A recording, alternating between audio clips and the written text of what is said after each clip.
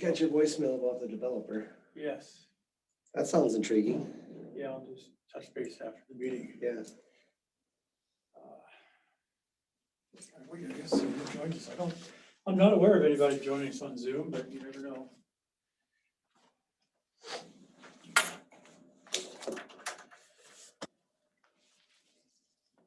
Hello. There he is. Hey, Larry. Oh, neighbor, Hey, neighbor. that's the one time I ever talked to him, see him up here. You gotta come here to meet? We got something. It took years to find out that I was playing at church with your daughter. Oh, I hey, mean, not your daughter, what am I saying? Granddaughter. Your granddaughter. yeah, You know, she's like, because one day for COVID, we were recording at our house yeah. and she was scheduled to sing. And Jen's like, my grandparents live right there. I'm like, what do you know? Yeah, Small world. yeah, Yeah, we were doing all online services, so we'd record music and we were just traveling around to various people's houses to record. I'm like, that's where we recorded my house. And she's like, that's my grandparents' house right there. I said we should go say hi and sing to them in the driveway, but she wasn't ready for that. I was on your side, man, but she wasn't having it. well, it'd have been all right, I wouldn't care, he was home, Yeah, if you were home, yeah. yeah.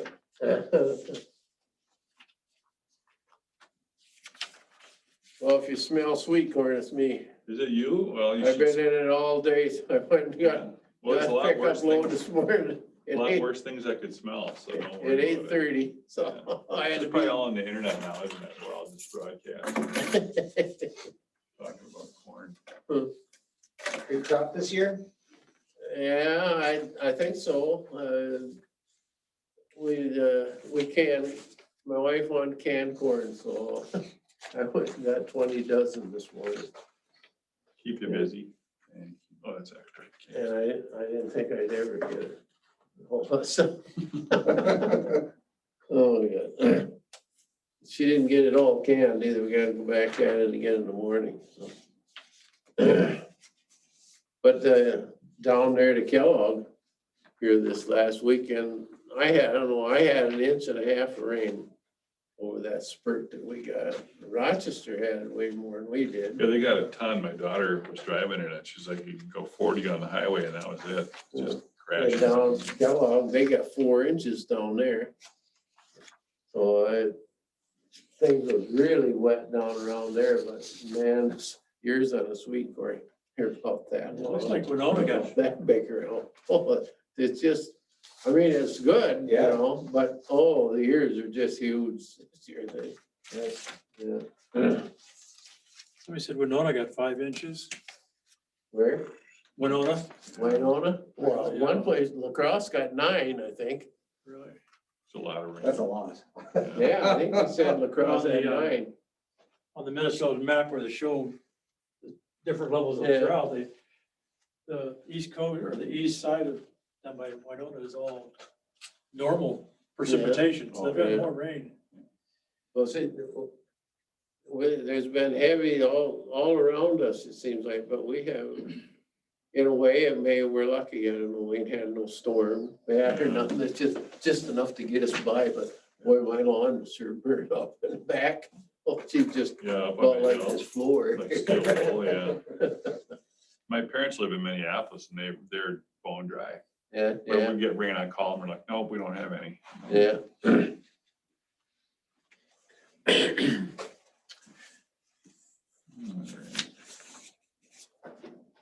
Grinder systems. Doing a grinder system at the Minneapolis airport right now. For the airplanes. For all their sewage. Except it's frozen when it comes out of the airplanes, so. When you flush the toilet in the airplane, it's not a vacuum, it's cabin pressure that blows it into the tank. Then it's 60 to 100 degrees below zero outside when they're at 36,000 feet. So when they land, it's all frozen and slushy. The blue stuff is. And some poor kid pulls it out in the truck and then they have a big grinder that mixes it with warm city water and grinds up the ice and off it goes. So I'm programming one of those. I can do all the safety. I was wondering what happened. That's what happens, man. You get blue slushy poo and they shred it. This machine has 2 vertical shafts and it's just covered with teeth. How are you? And it's hydraulically powered. There's a hydraulic pump. It's probably better it's frozen, because then it probably cuts the stench. And Yeah, it's not nearly so nasty. Yeah. But, yeah, the machine shreds it and then they dilute it with city water and they also shoot some warm water in there. But, Cool. the jams or whatever, we have to do all this software that, and there's safety lights and all this kind of stuff. It looks almost like an RV dump station and all the equipment's affordable. But yeah, that's where all your airplane waste goes. Cool. Sorry, we're talking airplane waste. We're talking airplane poo. I'm doing a project at the Minneapolis airport. And one of the phases of the project is a giant grinder for all the poo that comes off of the airplanes. But it's frozen and slushy, because when you flush, it's cabin pressure blows it down. It's not a vacuum. And it's 60 to 100 below zero outside, so it freezes. And then when they land, it's a little bit chunky and slushy. And of course, the $10 an hour kid with the beat up pickup truck pulls it out of an Right, yeah. airplane and dumps it in. $15 an hour now. $15 an hour now, yeah. Big raise. Yeah. To get an idea of the level of operator skill, I have 2 big signs. One's a big green thumbs up and one's a big red thumbs down if there's a problem with the machine. There's no screens to read, there's no gauges, there's no warning. The one black thumbs up or down, that didn't cut it. Yeah, when they're both out, yeah, exactly. So there's a green big thumbs up, and then if there's a problem, if there's a spill, we have a big red X on the outside of the building that lights up. Not the enter. So I get to program that stuff. It's really Backed into a great conversation. well, you talk about waste here. I'm dealing with waste with airplanes at Minneapolis airport. So it's gotta go somewhere, you know. They don't just dump it right before they land or anything. Yeah. Do not flush while at gate. It's nothing like that. All right, well, we'll go ahead and get started. I have an agenda there in front of us. Anything we need to add? Joe, do you have anything? Okay. I'll make a motion, we accept the agenda. Is there a second? I'll second. Third. Okay. All in favor, say aye. Aye. There's a copy of the May 11th meeting notes. Last time we met. Make a motion for that. Motion to approve May 11th. Oh, I'll second it. Paul, Aye. all in favor? Say aye. Nope, I preemptively ayed. All right. Joe. Okay. Just kind of want to go down the list. I Yeah, I guess. think so, unless anybody has anything you want to prioritize, but start with the Orinoco Wastewater Treatment Facility, which is contract 1 of 3. Project's out to bid. Lot of interest from contractors in terms of getting a lot of calls, and people are asking lots of questions, and that typically means they're interested. And so we've got a pretty decent plan holders list. A couple things happened over the, well, since we met last. The ad for bid did go out, obviously, and as part of the ad for bid, people that do the controls and SCADA work were required to submit a pre-qualifications, actually, essentially. And so we did have 3 contractors submit pre-qualifications. All of them were qualified. And so we did issue an addendum that essentially lists those 3 companies as pre-qualified to be able to do the work. And so that's, I guess, a good thing. It's starting in the right direction and gives the prime contractors a list of folks to work with. Aside from that, This last week, Rylan and I kind of discussed it, but I had a call from one contractor who recently bid a wastewater project in Caledonia, and they got second or third. Coincidentally, I was told the Caledonia prices came in pretty good, so that gives me some guarded optimism. But what it does is it takes one contractor kind of out of the fold for likely bidding our project, and that contractor was in the Winona area. And so they would have probably been interested in our work. Would have been interested in our work. So anyway, the contractor that called me said, you know, Orinoco's got a great project. It's right down our alley. We went after the Caledonia project hard and lost it. Would like to bid your project, but at this point in the process, they didn't feel that they had enough time or have enough time to submit a bid by August 25th. And so they asked if there was any reason, or if we would consider modifying the bid date to open bids on September 2nd. And we kind of discussed it with the design team. Ron and I also discussed it. But you kind of look at the plan holders and the likely prime bidders. We think that with the addition of this contractor that requested the extension of the bid date, we might have three prime contractor bidders. And so with that, I think we kind of made the decision to issue an addendum and extend the bid date a week. And so that essentially creates a more competitive environment and hopefully will result in better bids, which could mean pretty significant dollars. Do we need to vote on that to put it You know, there? Okay. the decision's kind of already been made. Unless you really don't want me to do that, No, I just don't want to get ourselves into situations where we change things and don't do it the proper way, because the city will be picked apart for every little thing that we do, and dates on calendars matter. And when we vote to have a bid come in, or if we say we want bids to come in on this date, and then a group of people outside of the council changes it without recommendation from a committee or anything, I think that leaves understood. very Sure. sour I taste in people's raised mouths, and the I'm same questions. very concerned about what happens. But, you know, kind of the reality is it's a kind of a fluid environment, and there's not a lot of time between now and then, and we can't wait for council meetings and those types of things. And But It's we, typically a clerk responsibility, isn't it, issuing the contracts?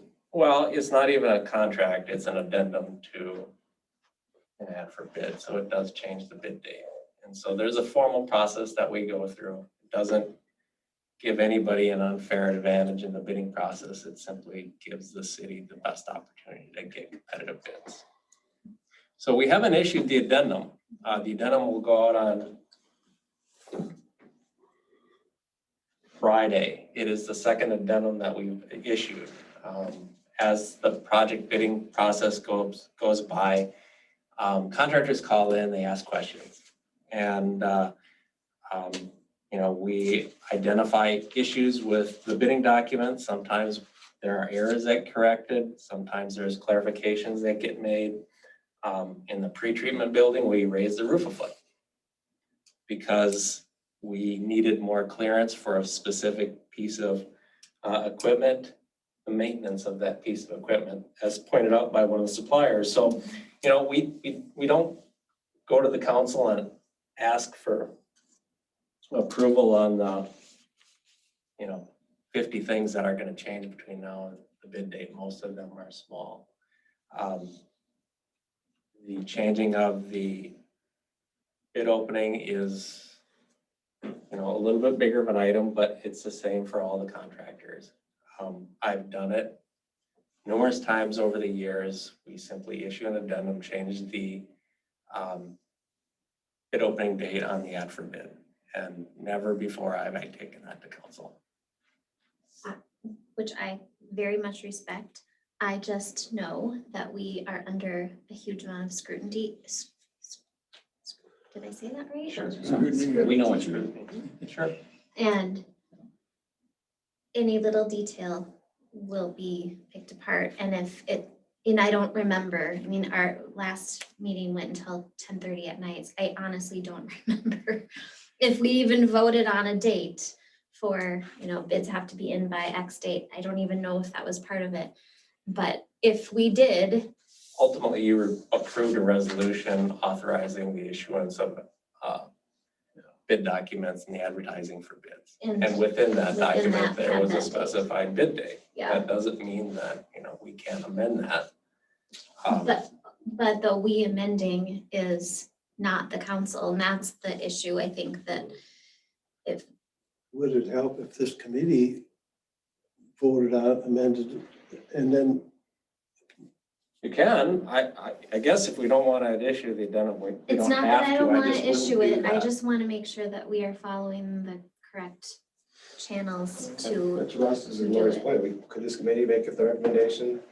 we could make a That's in the minutes. recommendation to the council to amend it, but then the council still would have to take that and vote on it. I would, Did- I would prefer to go the other way and just, what happens for the next addendum then, right? Do the Yeah, we can- engineers have the authority to issue the next addendum, whatever that might be, or will it be a question mark? Do we need to bring it back to the city? Typically, we're just Yeah. working with city staff now. Arnoka doesn't have a lot of city staff to make these decisions, but never have I went to a council with an addendum item. Things have to happen, frankly, too fast. It's not unusual for addendums to get issued. They get issued on lots of projects. Almost every complicated project, they will get issued because there are questions. I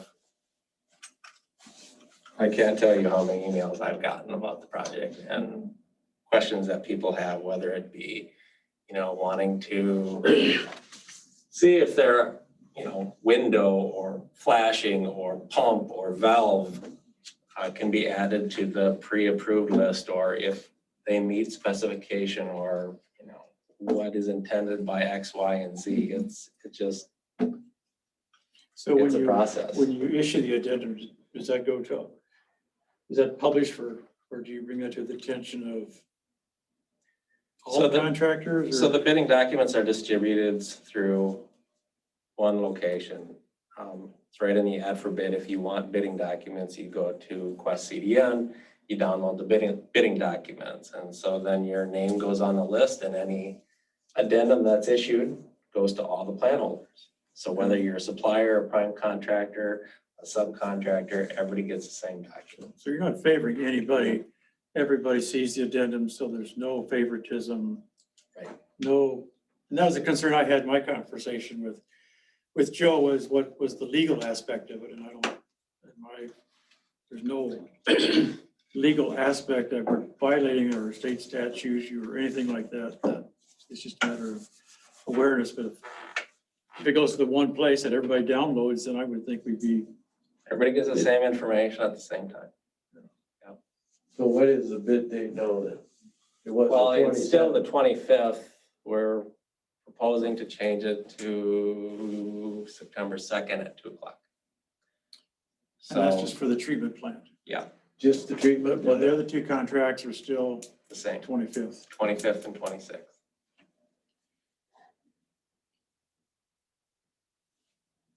I can appreciate what you're saying, Lori, but I think we're, I mean, like I said, I want to bring it up and be on the same page. And if it's all clear, then at least we talked about it. And I respect what you're saying. I just know we're under it's, a fine looking glass right now. Who's watching? People. The people are watching. Yeah. Yes. Well, and the people that I would be concerned about watching are people that are in the business that bid these projects, because if they're put at a competitive disadvantage and they feel they've been wrong, they will get an attorney. Mhm. And so we're sensitive to that. You know, none of us want to go through that process. No. We don't want to favor anybody. It's open, it's competitive, but on the other side, you know, we want to see the city get the best product at the best price we can possibly do that. And by encouraging people to be able to bid the projects, we accomplish that goal. So to that end, we also within the addendum are allowing substitutions. Much like we did on the collection conveyance system, it was my intent to allow substitutions on the wastewater treatment facility for approved suppliers of products. And so, for example, if somebody has a window or a valve that isn't in the specification as an approved product or an approved supplier, vendor, or whatever, they have the ability to go work with the prime contractor and they can write in within the bid form a substitute. And typically a substitute comes with a deduct in price. And so the contractor bids the project based on the specifications. That's the base bid. And then they can add substitutes to the bid form. So maybe there's a valve and a pump and a tank that there's a substitute for that somebody wants to write in. And those three substitutes, you know, let's say they're 10,000, 20,000, and 30,000. Well, at the end of the day, the city can look at those and say, you know, this substitute it saves us $20,000. It's just as good as or equal to what we had in the base bid. We can select substitute B. Substitute C is a bad product in our experience, and you know the deduct is only, you know, $5,000. Let's not pick that one. So we can pick any combination of the substitute plus the base bid, and then award based on the total adjusted base bid. Okay. So the other two projects that were already set up like that. This one wasn't. That was probably my mistake. I had intended for that to be set up like that, and the wastewater guys didn't necessarily assemble it that way. So we modified the document in that way. So That was in addendum 1 or will be in addendum 2? that was an addendum 1 that was issued last week, along with some clarifications and some revisions to miscellaneous drawings to address contractor questions. So lots of activity on that end. There will be another addendum towards the end of the week. And it wouldn't surprise me if there's a third by the time we're done here. So For the substitutions, though, you guys will go through all of those though, and yes, just make sure that there's not junk products or things Well- substituted that are just cheap knockoff yeah, pieces that may have a significant price reduction, but really don't have the quality. yeah, no, absolutely. 'Cause that's key, I will tell you, from supplies. Right. So we will probably make some recommendations in that vein.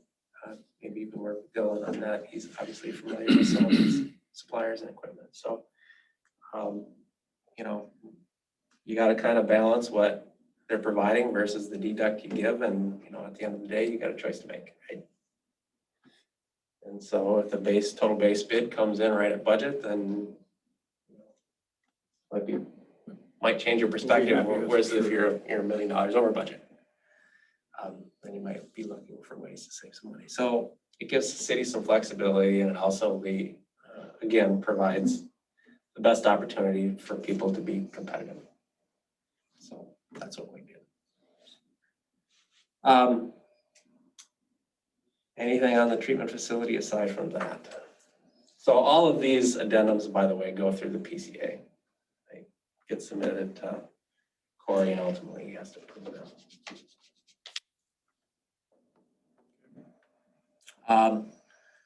Orinoco Estates.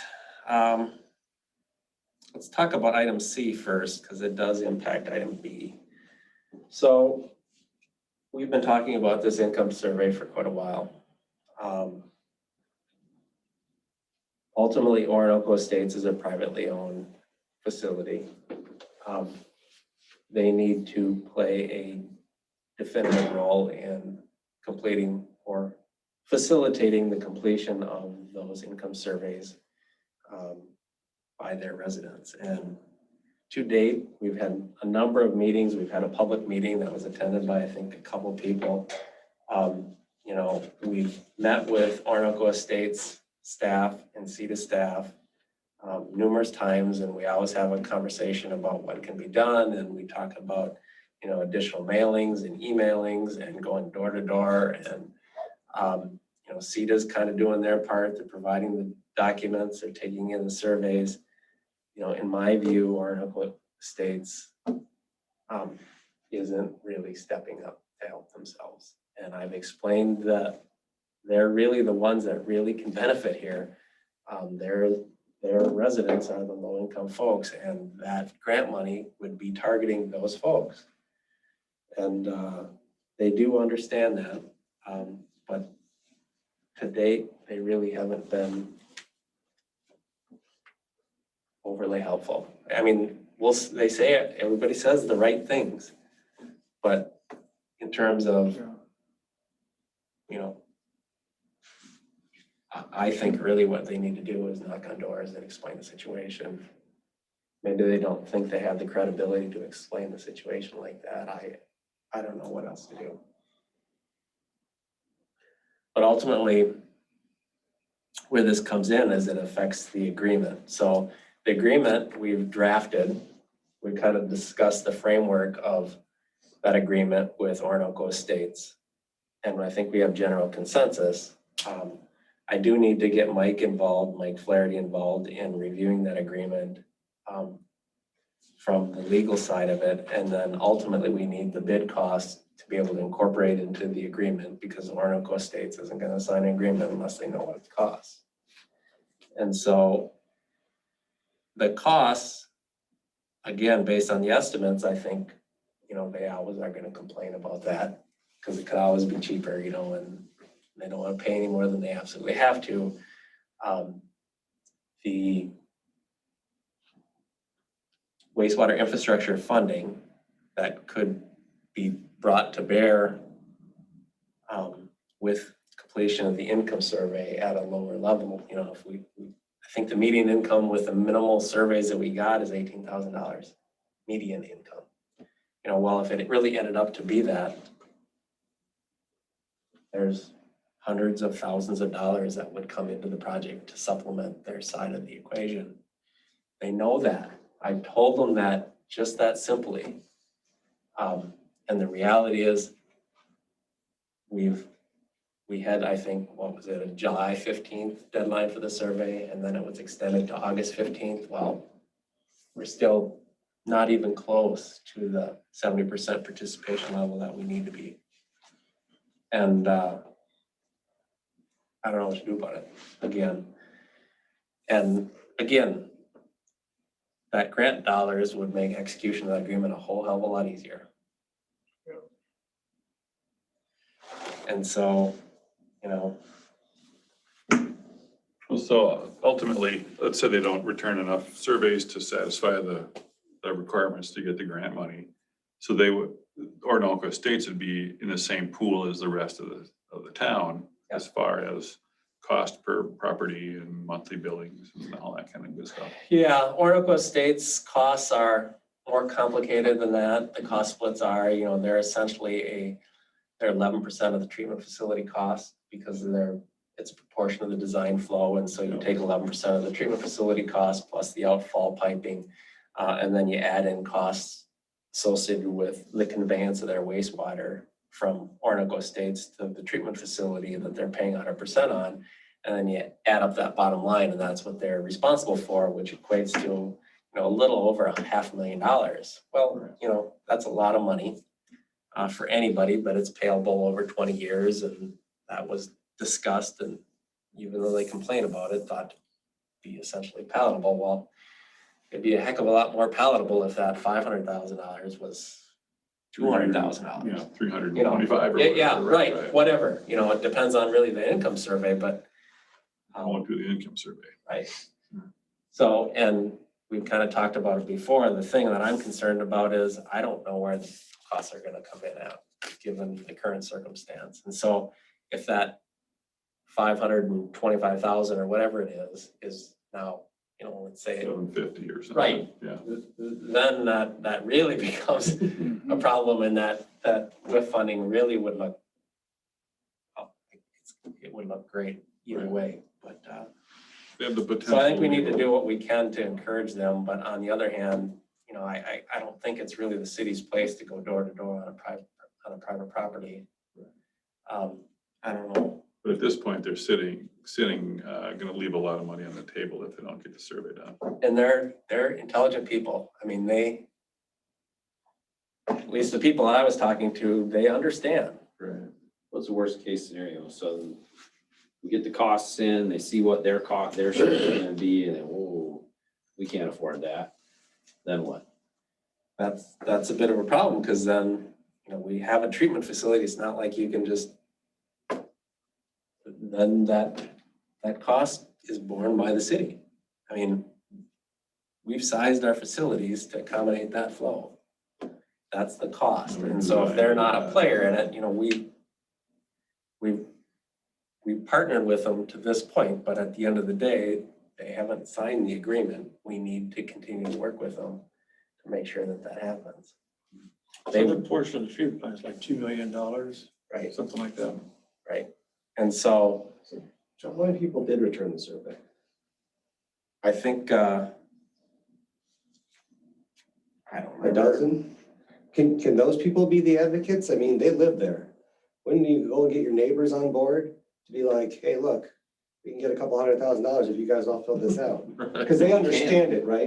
But can Joe be the guy that asks them to? I've done it. I've sat at a meeting, you know, we had a public open house, 2 people came. We had a 30 or 40-minute discussion with those folks. We laid it on the table. We're like, talk to your neighbors, go on Facebook, get the message out. Okay. Because that was the The original. staff thing, was right? there, you know, listening and hearing and participating in the same meeting. Nothing happens.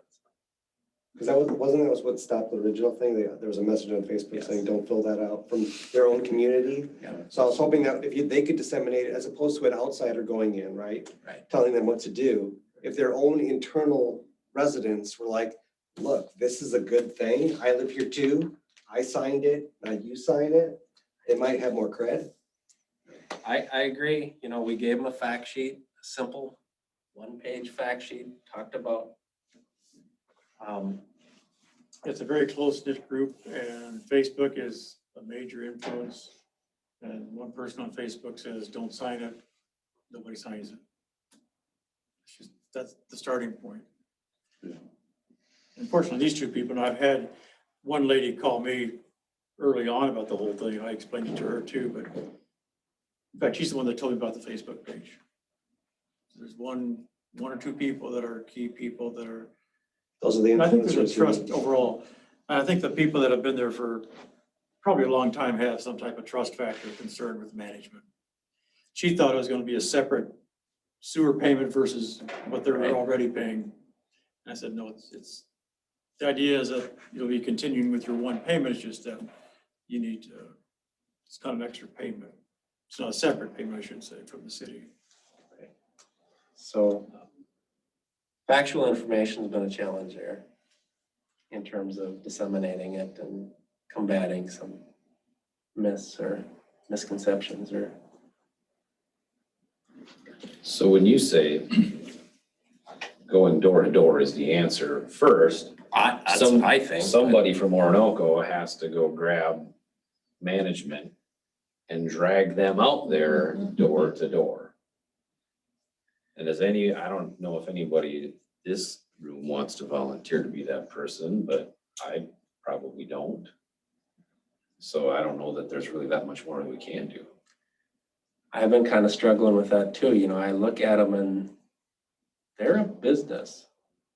I mean, it's Money is private what drives property. them. Yeah. And money should, the dollar sign should make a difference. It's not like it's pocket change. It's just not, you know.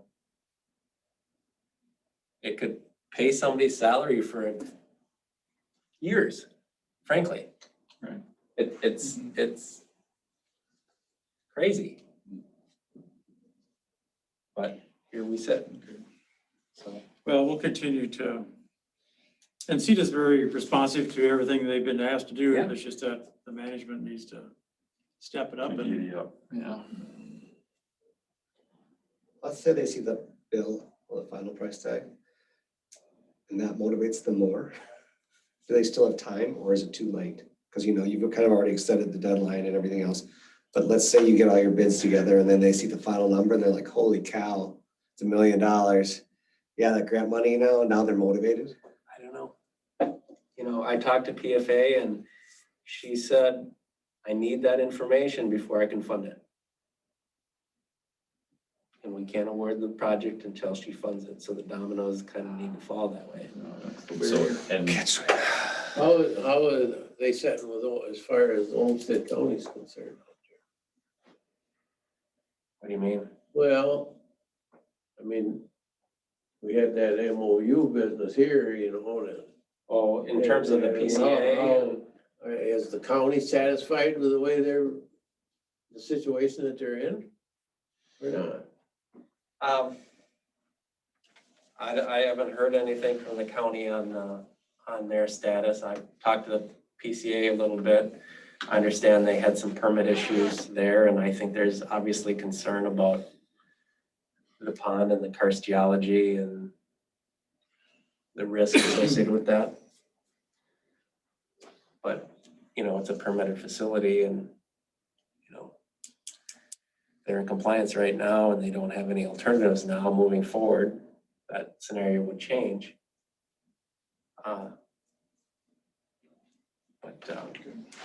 Anyway. So I just went through their Facebook page and there's absolutely nothing on it about the survey at all. Or from Orinoco State.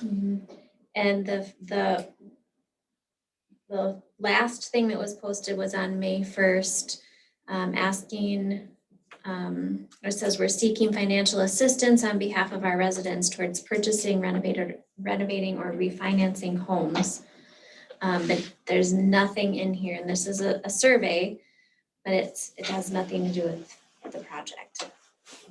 So maybe we put together a survey link, something that we could get on there. There's 7 comments about that. And hand deliver it to them, like, here's a post for your Facebook page with the information. I mean, there's not one thing, or it's here's a post. If you need another survey for the water sewer project, contact you. I don't know. But we put the wording together and give it to them and say, can you post this? Or maybe we can share it to And I the got the page, impression, I you think, know? the impression I got, this was a private Facebook group amongst themselves versus the public one. There's no Well- reason why you can't publish it on the public one too, or ask to have it. So- And I didn't see anything from a private page. It's all on their business page that they have a lot of stuff on there, but nothing since May 1st. I just think if that's where people are getting information, or make it shareable, and we could get a couple more. Well, I don't deal with Facebook much, but it's unfortunate. I didn't know that. I assumed that they did. We had a public open house in July. Yeah, that wasn't on there either. I've tried to, because I work with family services in Rochester for meals and things, and I've requested them to post things, and they have never done it either.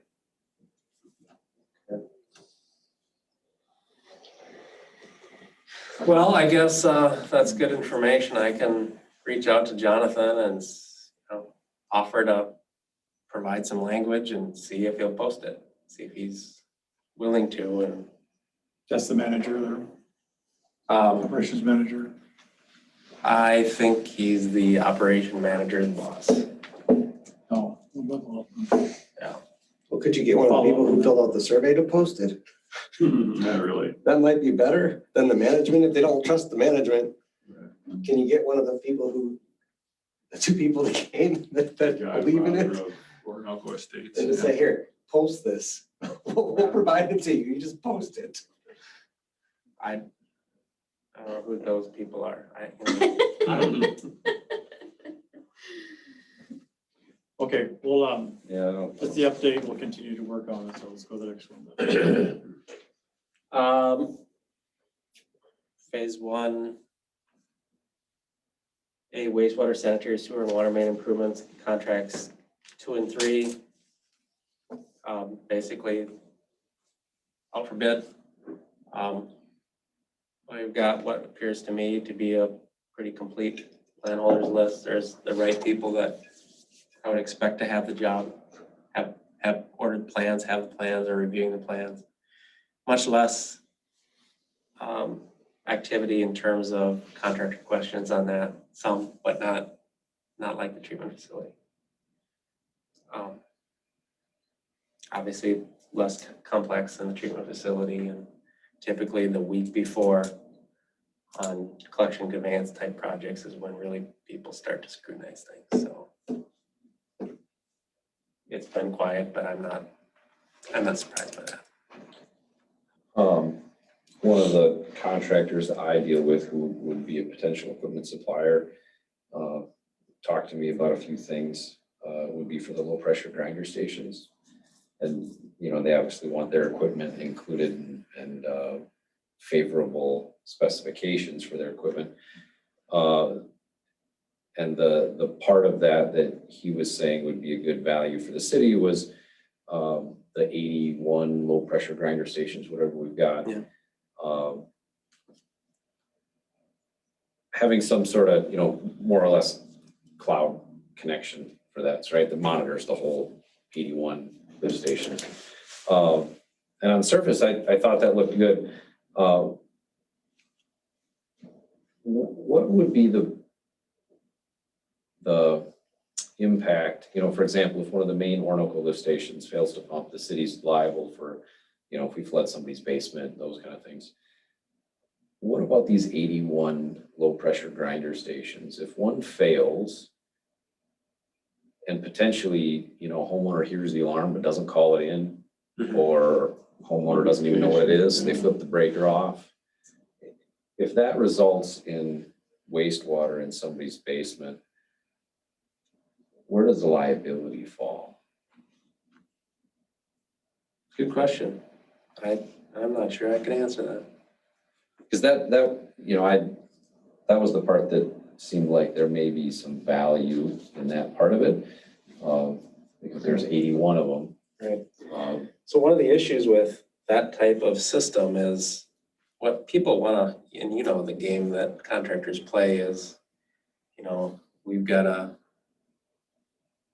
something that other people don't offer. Yeah. And so then specify that. Well, I'm the only supplier that can provide that, and well, guess what? Yeah. If people know they're the only people that can meet a specification or supply a product that conforms to the bidding document, then it's not really a competitive process. Right. Yeah. So, but if the same goes for any type of equipment, whether it's a pump or whatever, if there's a product that has a feature that is valuable, you're free to specify it. Yep.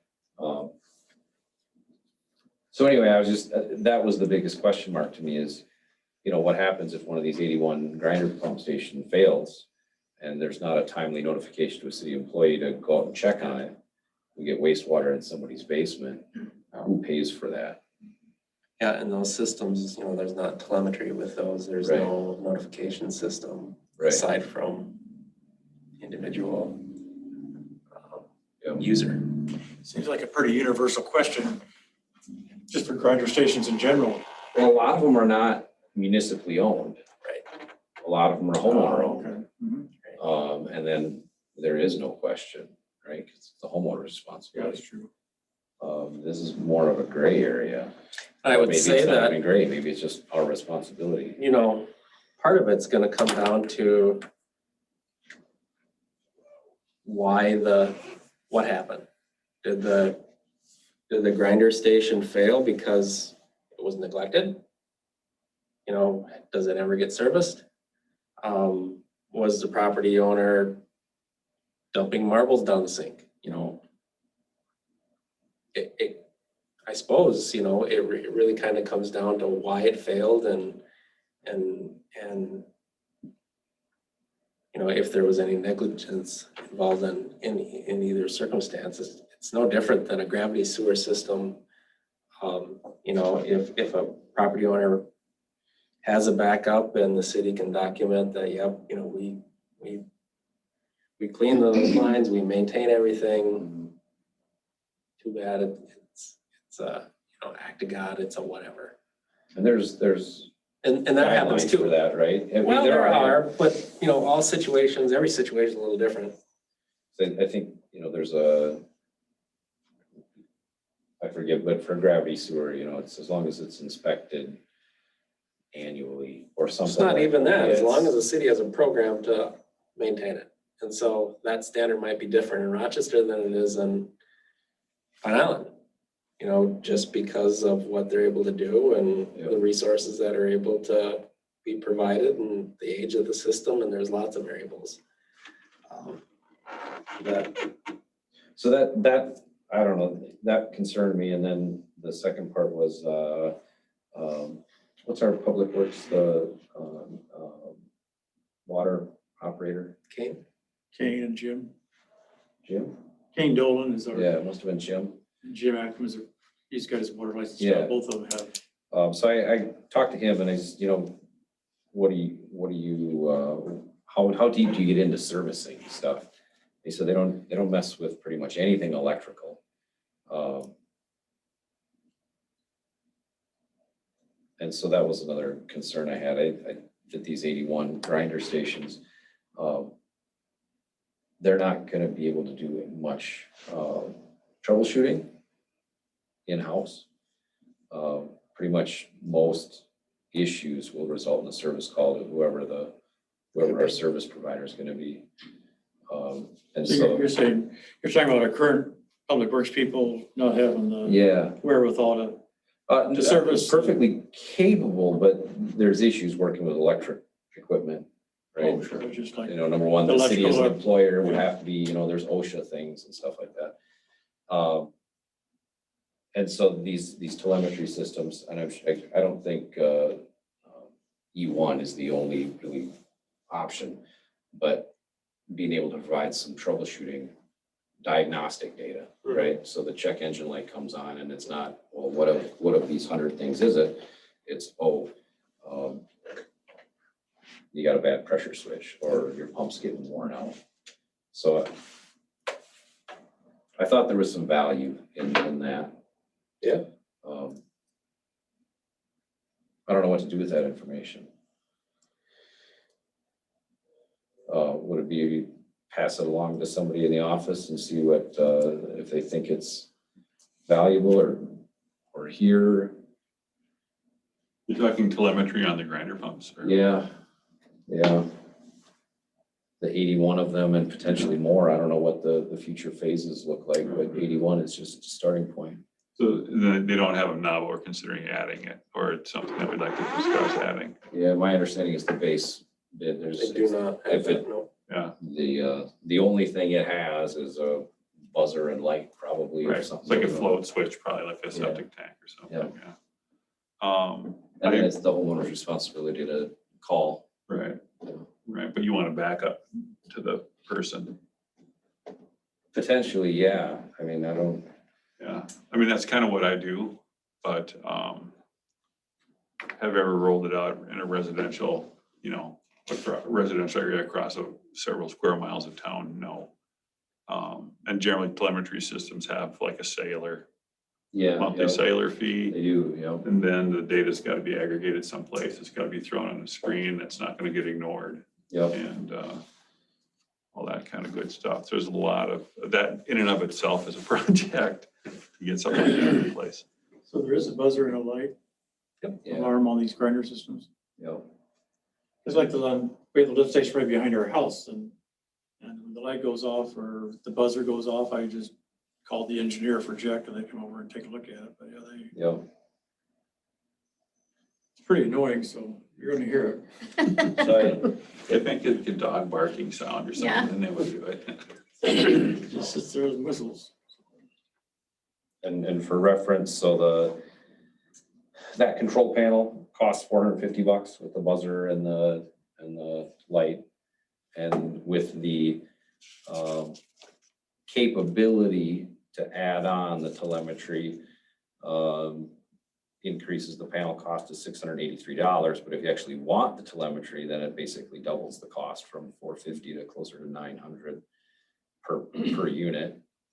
And then there's an ongoing recurring cost of $5 per month, which actually that part is really affordable. Is it cellular or how is it? Or is it a hardware loop? It's cellular Cellular. for $5 a month, which that's Yeah, not. it's probably pushing 3K of data a month, so. So anyway, Sending you it know, there. so that's an extra $450 times 81 grinder pump stations. I don't even know what that math is. $160,000 difference, yeah. Yeah, which is not insignificant. So, How many basements would it save us from having to? that's a good question. Yeah, really. What's your risk tolerance? Yeah, how many basements can we fix for $180,000? That's a good question. You must have a heck of a nice basement, man.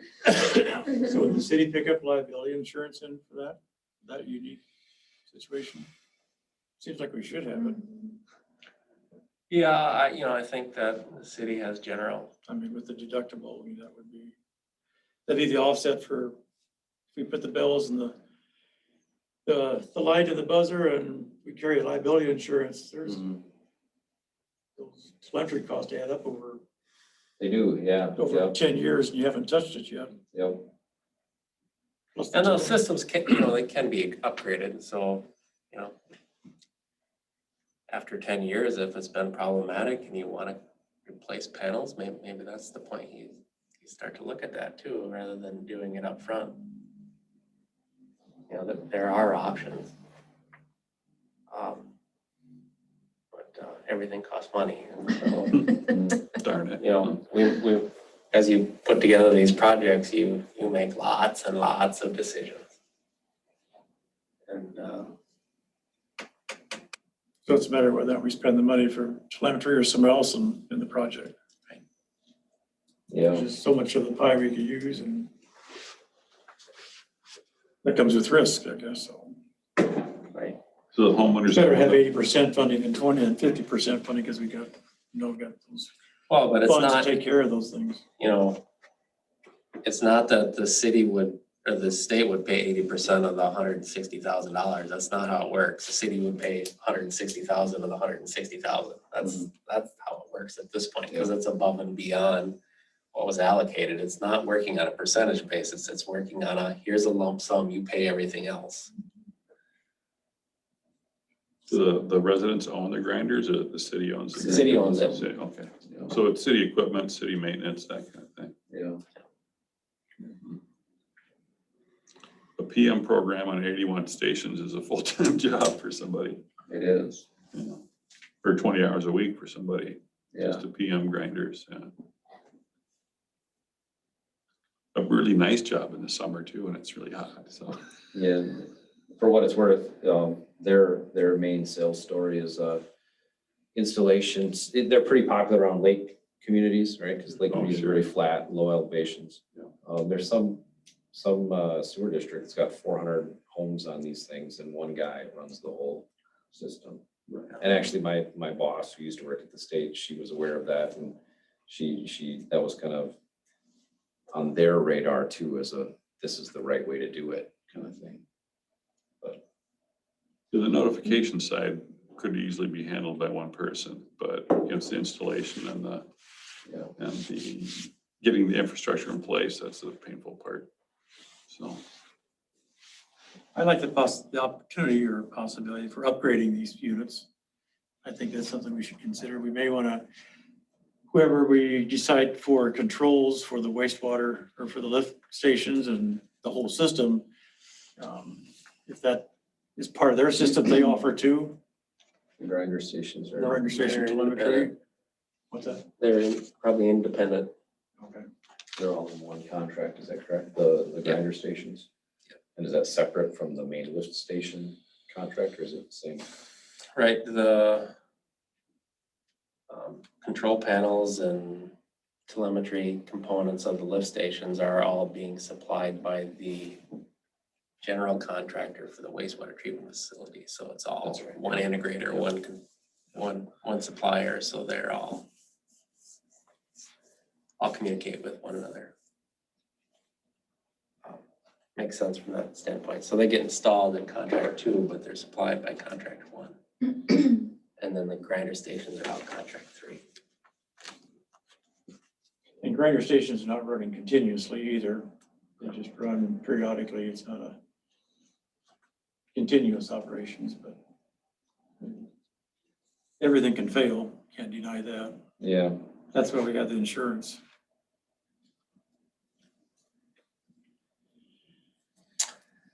River restoration stuff. What we do need to do at this point is execute an easement agreement with Riverbend and also an agreement with Cedar Woodlands. The Riverbend agreement, I did bring a copy of some of this, and I've been corresponding with Mike. I don't know if you guys want to, anybody interested in looking at this? I brought copies of it for folks to kind of look at. Not that I want to dwell on all of the details of this. You guys can share this because I don't know that I brought enough. But and I also have copies of, at least some copies of the construction documents associated with the Riverbank stabilization in Riverbend. And the reason I kind of wanted to talk about it was the Riverbend agreement is much more complicated than the Cedar Woodlands agreement, because the Riverbend agreement requires us to acquire 2 temporary easements and 1 permanent easement. In the Cedar Woodlands site, there is drainage and utility easements over the whole outlot, which essentially encompass the Riverbank stabilization improvement. So it simplifies access and things like that. And on the Riverbend site, we need to harvest trees. We're going to end up harvesting about 70 trees. There's about 31 trees that we're going to have to remove just to construct the facilities, the Riverbank stabilization improvements. And then there's another, 39 trees that we're going to have to go into their woods, which is encompassed in a temporary easement, and harvest select trees. And so we kind of prioritized, how you harvest trees. You look for ash trees, for example. You look for non-specimen trees. You look for deadfall that would be appropriate. You look for, certain types of trees that meet the size and quality requirements, but our less desirable would be there. So we go ahead and harvest them, and we use those for the tow wood structure as well.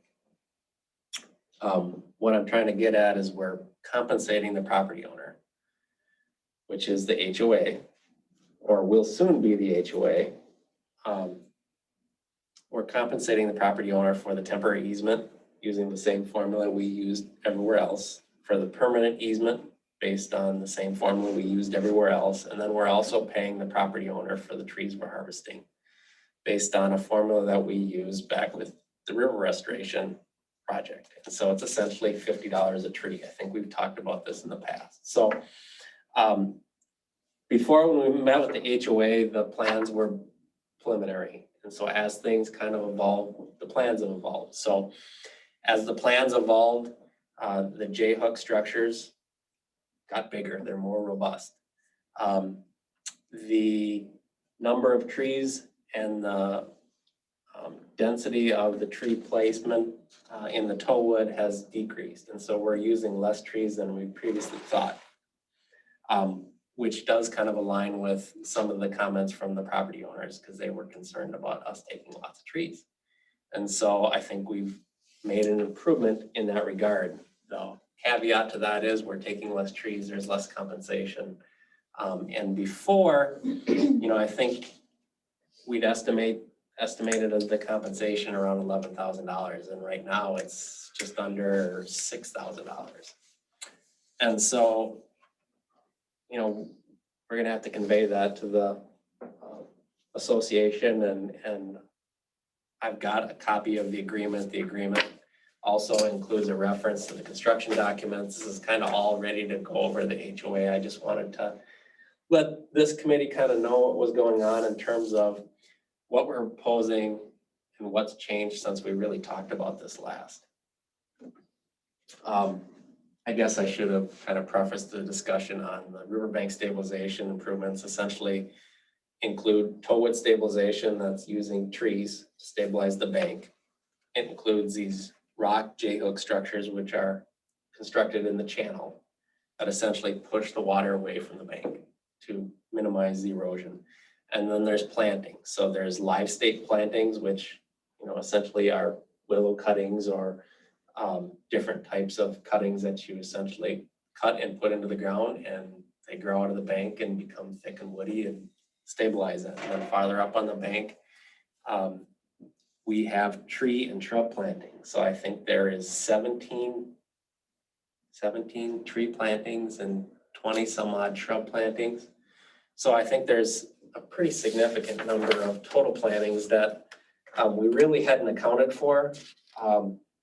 So what's the length of the project again on the shore? 500 I don't have a scale feet? here. It's less than, with because there's a combination of the slope that we're just grading up here and then the tow wood stabilization. But in terms of the trees and the plantings, there's a total of 52 plantings that we're gonna incorporate. We're taking 70 trees, and we're paying $50 for each tree. So we're kind of giving them some things that we weren't previously giving them. The project didn't previously have all these plantings, but working through the process with the PCA and kind of trying to balance all the needs, that's what we end up coming up with. So it's a little bit different than what we had previously talked about, but I think there's some things that I'm hoping the HOA will like. Not that they were necessarily opposed before, but I think they were a little apprehensive and they wanted to see the details. Well, here are the details. And then they're also kind of discussed within the agreement. The other thing that I kind of remember that the HOA was concerned about that we incorporated into the agreement is, yes, they are giving us a permanent easement and a temporary easement, but they in no way, shape, or form are granting a public access easement. The easement is for the construction, operation, and maintenance of that riverbank stabilization and nothing else. Okay. They currently have a sign up by the street. It's not for public access too, because they were getting complaints from the neighbors using it for access down the river, so. So, Is that the one that goes past, like, there's a pond in the middle yes. and then skinnier back to the right? Right. And so also kind of so that, there's a 15-foot wide easement that goes down a pretty steep slope, and there's going to be truck traffic or loader traffic going up and down that slope to move rock and other materials. And that, is going to be disruptive for people for a period of time. And ultimately what probably is going to happen is we're going to go right through the pond. So we'll build a temporary road through there's a berm in the middle of the pond, and we'll accentuate that and build it and drive through there. We'll fix all that as we go through, but, and it kind of details that, it details that within the construction document. But these are some of the details that are included here that we didn't necessarily talk about before. I think some of the biggest details is that we're taking less trees than previously thought. The compensation is a little less than previously discussed, but we are providing actual tree plantings. I guess the other thing that I'd mention is, previously we had talked about essentially providing them an allowance so that we'd go in and plant additional trees with that $11,000. Well, that's not necessarily the route that we're going down now. We're just making a payment to them of this $5,643. And they can do whatever they want with that. If they want to plant trees of whatever size they want, they can. If they don't want to and they just want to see how our trees and plantings develop, that's fine too. I hope that it should be a more desirable scenario than what we previously had for them and the city.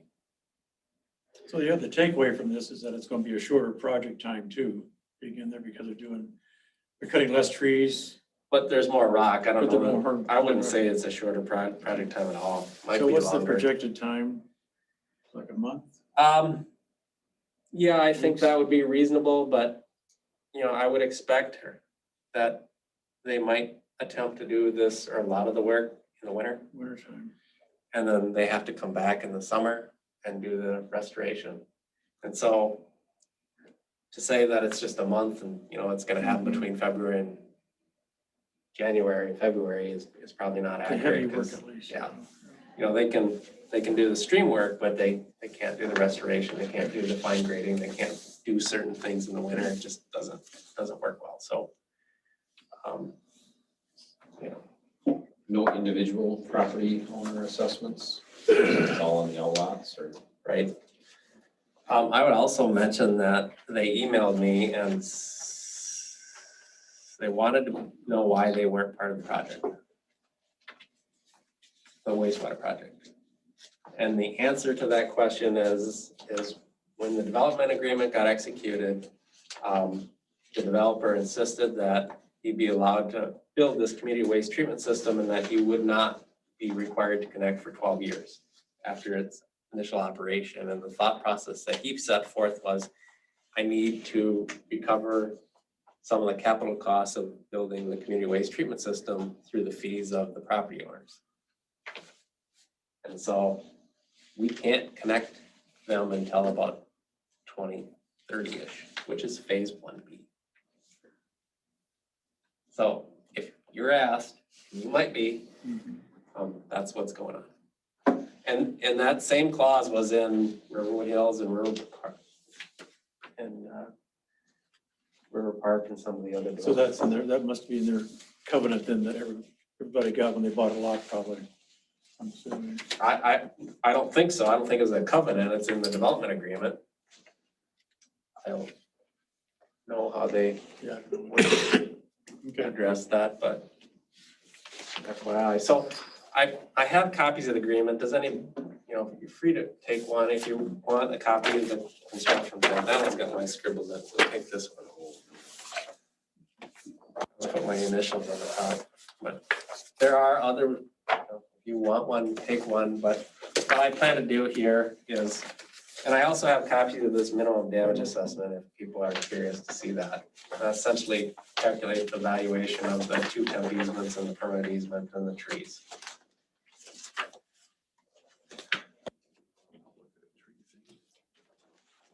The tree value at $50 a tree, people might kind of nitpick and say it's low, and it kind of is. If you're talking about paying for a tree in somebody's front yard, we would never pay $50.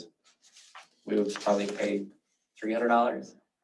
But this is not in somebody's front yard.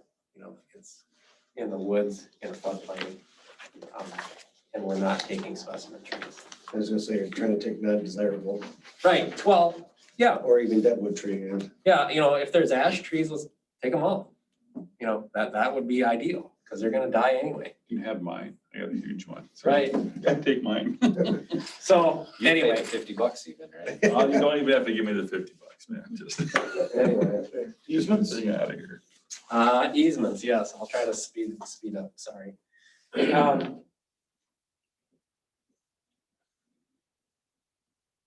So we've made some good progress on easements. In fact, we've acquired all of the permanent and temporary easements, except for the easement with the River Bend HOA and the easement associated with the Orinoco Estates wastewater agreement. All of the other easements are signed and executed.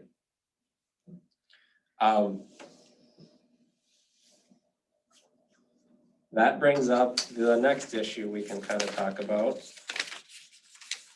which well, I think I was smart enough to make some copies.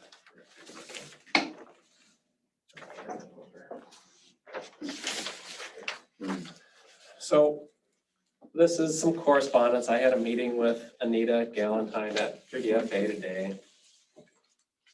And I sent her some email correspondence essentially saying that we had all the permanent easements and we want to record those easements, make the payments to the property owners, and then get reimbursement through PFA.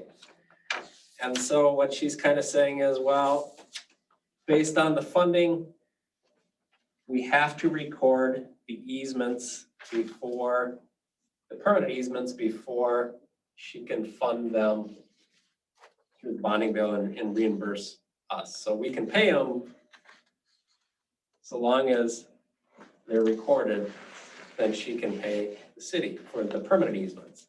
The temporary easements are different according to her correspondence. She can't reimburse the temporary easements until she's got a different pot of money to draw from. Because the temporary easements are not recorded. And the recording of the easements has to do with that real property declaration component and what pot of money she's able to pull from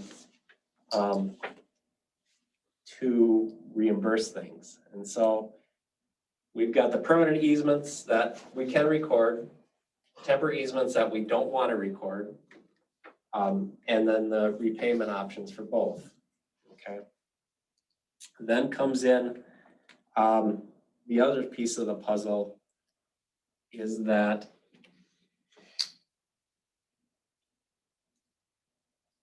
with the, and this is kind of discussed on this second page, I printed it out because it confuses the heck out of me. Her text is in green here in response to my questions, and it's the second one on the second page. She kind of talks about what she can do and when she can do it. And the other thing she kind of says is, you know, we can record these now and make payment for all the permanent easements, but then after the construction is done, they all have to be re-recorded with the agreement numbers and the loan numbers used to fund the project. So like the Clean Water Revolving Fund has an agreement number or a loan number, and that has to be recorded on each one of these easements. And so if we record them now, we have to re-record them after the loan is executed. Okay, well, we can do that. There's 28 of them. It's 28 times $46, but you'd have to do it twice. If we want to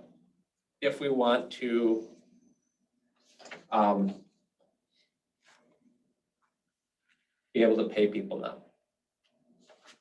So there are some issues with that. So what she's essentially telling us is we can pay the permanent easements now, but you have to record them, and then you're gonna have to re-record them. And then what she's also telling us is she can't pay the temporary easements now. That's not an option with her funding. The city can pay it and essentially float the costs until the loan is executed.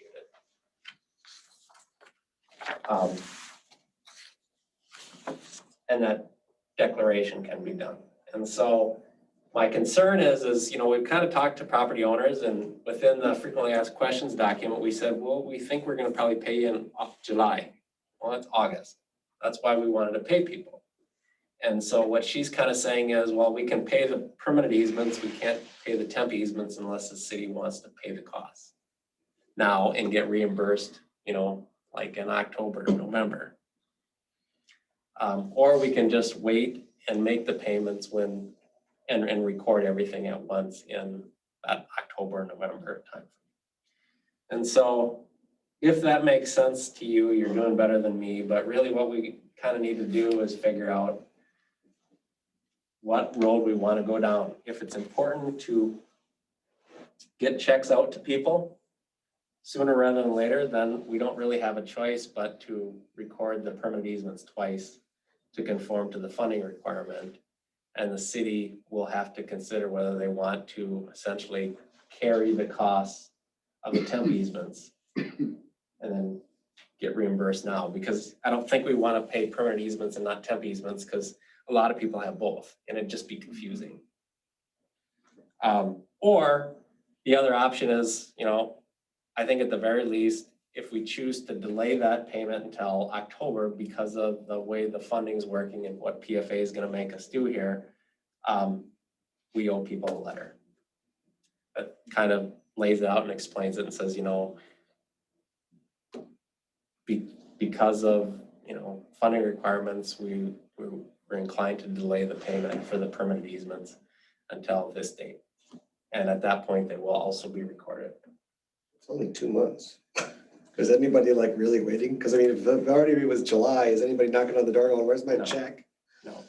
Well, and it's not like they're giving you anything or we're taking anything. We're not using the easements. They're not. Doesn't it make sense to just wait the 2 I would months just wait. and then file one payment? I think the I think residents, there's plenty of explanation yeah, why the payments, because of the funding we're learning of. Yeah. We're saving the city Right. dual recording. So if you want, I can craft a letter and Linda can send it out, essentially explaining that. And we'll look to make payment and I'll finalize the timeline, but I'm assuming October. that makes sense. Keep it simple. It's not simple, and that's what drives me nuts. You read that and tell me that you understand that. If you really understand it, I've got a job for you. This is a letter that we sent out to all the property owners for the low pressure system.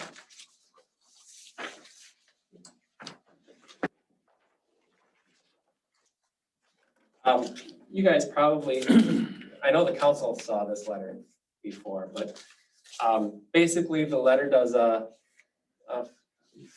fairly good job of explaining in simple bullet terms,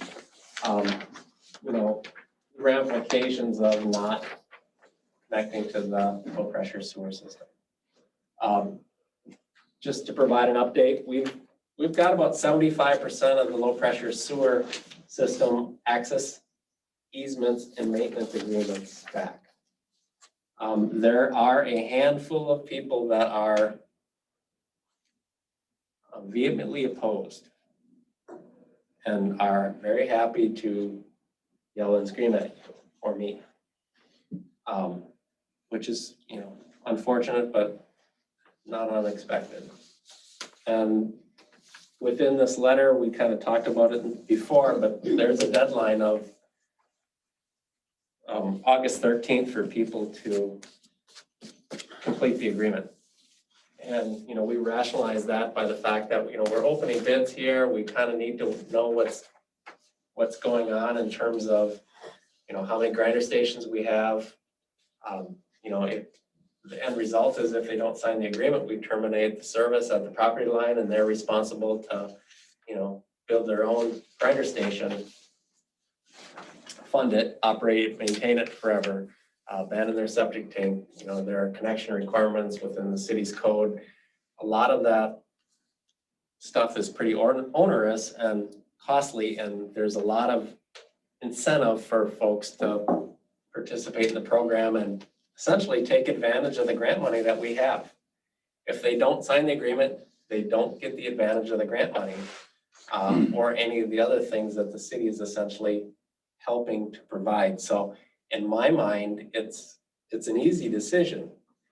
And we've, for folks that are willing to sit down and listen and think about this objectively, I think, you can rationalize it with them. But there's some folks that just don't want to listen, don't want to be told, don't want the government to tell them what to do. And so that's a huge challenge. So one of the things that I would kind of talk about here is, we've set forth a deadline of August 13th. The deadline doesn't mean a lot. We can extend that deadline. The reason for the deadline is just, it gets people to Use the 75% right now. gets us to 75%. And we're gonna continue to meet with folks. Linda's been out, her daughter had a baby here this last week. So, but as she gets back into it, we will be sending folks out to go door to door. But I think at some point, and maybe even some point in the future, we should take that last 25% and send them a certified letter and say, the deadline's passed, the city's willing to grant, an exception to the deadline for folks that sign up by a certain date, but, I'm a little bit at a loss for that too, because, that date is, it can go into construction. It can go into next year. But the more we talk about that and push that date out there, then the more people are just gonna say, talk to you next year. And that's really not ideal for the project or the city. So Linda's the one that's gonna be doing this. What's her opinion? How far can we extend it? Based on all the calls that she's made. Well, again, I don't think Linda has an opinion on the deadline, the date. I think that's more of a funding and project management issue and the city really knowing what's going on. It's part of the project cost. We're gonna award the project based on, 85 grinder stations or 65, and each one of those grinder stations might be $15,000. So, it's real money. I only ask that because of her working with those people. Like, are they really close, or they just flat out says, no, it's not gonna happen, or there is some wiggle room there that she could share how much time she would like to devote to try and make this happen. Yeah. Well, I say we let her go and make those personal contacts. Let's take one more run at this and then report back. I know that there are people that will sign that document that just haven't got around to it, period. People that are not opposed to it just haven't done it. And so maybe we'll get to 85 or 90%. We're not gonna get to 100%. So just to be clear, if we're fortunate to get to 90%, and those other 10% of the grinder stations, they still will get sewer stub and a water stub if they're in that position. Yep. So they're still gonna get a easement. And if they don't hook up by the wastewater ordinance, they will pay a lead penalty fee at some time in the future. Yep. All you can do is your due diligence letter, door to door, and your certified final letter. You have documentation that they say no. If they can't claim I didn't know. You do your best. You're not gonna win everybody over. So There's what no- There's no negative impact as far as the project or the city's concerned for that. Because you're easier, you're just stubbing them off and moving on. Right. Yeah. Well, frankly, it reduces the Cheaper. project cost. Yeah, it's Right. cheaper. And then You afford to learn. and then you don't get hurt on the backside because, On the hook for everything else, right? well, they're paying a monthly fee that's probably greater than what they'd be paying anyway. Right. And so that essentially feeds the utility the lost revenue. And so you're not hurt by it, they're hurt by it, but it's a hardship. It will be a hardship. There'll be people sitting out there yelling at the council someday that, I wasn't told, or I didn't know, or you guys. I assume there's still people in the water, the same situation, just in Right, the water, right. right? I mean, there are people right now There's a that couple. still Let's have not talk private about wells and they're paying their money and. But then you want to sell your house or you're done. I mean, you can't sell your house. Right. So you wait till you die off and then, move forward. I don't know, Well, the implications of, putting in a grinder station yourself, was 15 grand. Right. That's not chump change for anybody. And you got to go to the bank and either pull it out of your pocket or go to the bank and, you're not paying 1% there or 2% there either, so it's I would say serious. just let Linda continue and let's keep the 13 there and 13th date and yeah, that's the date we still want to work with you and let it take that course. Okay. That's a consensus, right?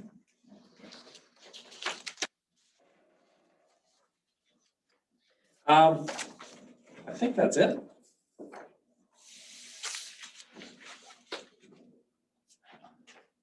Um,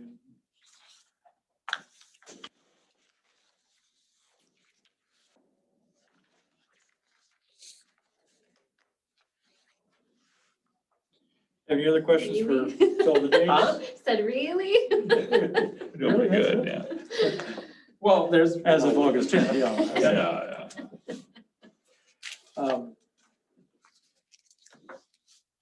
So August 25th, between August 25th and the September 21st meeting, when we award contracts, will you do all three of them then too, or you still have time between September 2nd and September, whatever council I meeting think date it's the is? 21st.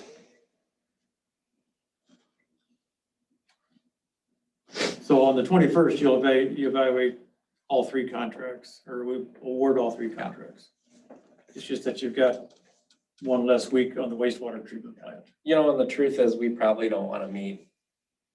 Or is it a separate meeting? It depends on how complicated the substitutes are and where the bids come in. You know, it could be a really easy decision. Yep, the low bidders are great, or nope, they're terrible. And you know, what can we do? Okay, well, let's play it by ear and see what happens. But you know, with that, we might want to have a special meeting or to kind of talk through our options before just throwing it in front of you. Special water and sewer meeting or council meeting or both? I would say council, we could do it either way. If this, you know, we could have a work session, we could have a special meeting, we could have a whatever. Just so you guys can kind of digest because there's gonna be a lot going on. Well, let's keep that option open for both the water and sewer meeting and this council meeting, and But because I think we got some, Orinoco State's input in agreement's gotta be essentially finalized within that same timeline, so the prices are gonna come in and then, you know, unfortunately, we're not, the width calculations gotta be done and the agreement's gotta be finalized and then, you know, there's a lot of work to do there and a lot of things to discuss and yeah. So I wouldn't be surprised if we will have at least one special meeting to let that out. I think we owe it to the committee to have that special session with the committee, just to make, because we provide a lot of good input. And I think I missed 2 meetings. I feel like I've been shorted. I missed you also. Really? No, just kidding. All right, I'll entertain a motion to adjourn. Real quick, I'll keep it short. Oh, sorry. If I put, is it possible to include an alternate? So we've got the deduct stuff in the substitution Mhm. language you're gonna put in. Would it be acceptable if I added, you know, what if for these low pressure grinder stations, what would be the adder for adding a telemetry system on top of the base bid? And we include that, or would that be too much? Would that be inappropriate? And then, you know, If that's something that we want to do, we could probably do that. Options. I don't like doing a lot of options because it makes it hard to bid. Right, it's hard to right? figure the But- bit out, right? But if you just put optional telemetry system that Yeah. meets these minimum criteria, Yeah. how much would this cost per station? Right. Or however it's priced, but Who's proposing telemetry? What's the vendor? I'm E1, assuming it's E1. Yeah, They they push were that stuff hard. Yeah. And then you talk to like the Barnes people and, yeah, you know, that's their competitive advantage, right? Right. And Barnes's so, cost probably. there's some other folks that are more cost-based, I think. Zoller's out there, Liberty's out there. Some other folks are out there that might be Those two cheaper. names already scare me, Silver and Liberty. But yeah, Barnes has been around for a long time, you know, I think E1's probably the top of the heap. Barnes not too far behind them, but, you know. so real quick, would that, does anybody in the room here have an issue with that? Would that be bad, good, no concerns? Have an option of telemetry. Yeah, We'd have to make sure Barnes can do it, because they're the approved equal. Yeah. Or they're also an approved manufacturer, and so, you know, I'm assuming that they can do it, because all that stuff, I think, it's not necessarily made by E1 or right, Barnes. I think a lot of it comes from the same, Amazon. well, the same manufacturer. Walkie-talkie with a button on the side. I've been told that manufacturer essentially manufactured all of those control panels, regardless of who it's for. Now, I don't know if that's true or not. It probably is, yeah. So they can do anything. It's just, you know, Yeah. how they'll price it and Yeah. deal with it, so. But we would have to get that out, Yeah, I'll work next day or two, probably. done in short form. Do you talk to the Barnes people at all? I haven't, I may. We talked about this option too. You know, at the end of the day, it kind of comes down to costs and competitiveness, and typically I'm kind of cheap, so You don't have to work on it, like, well, that's true.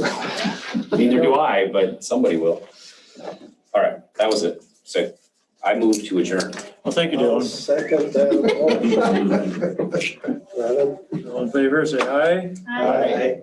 Thanks. 8:00, super All guys. right, everybody. Oh, thank you.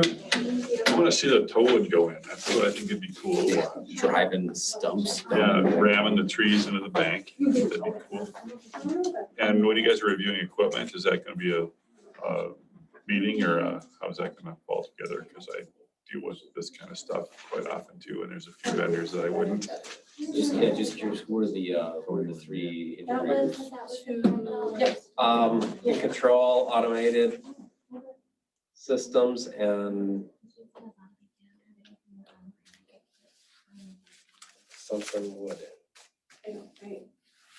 The last one is a national consultant or a national supplier, a big.